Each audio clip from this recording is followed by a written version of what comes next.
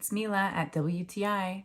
Are you looking for a lip gloss that's super hydrating but also has that extra pop to give you that glossy look? This is the one. So not only is it like a rescue remedy for your lips, it has that beautiful shine that gives you that finished look. I love it because not only is it easy to use in this container, it has a lot of product. It's quite large, but yet it fits in my purse very easily. And it has the traditional lip gloss application. So I'll go ahead and show it to you on, and you don't need a lot.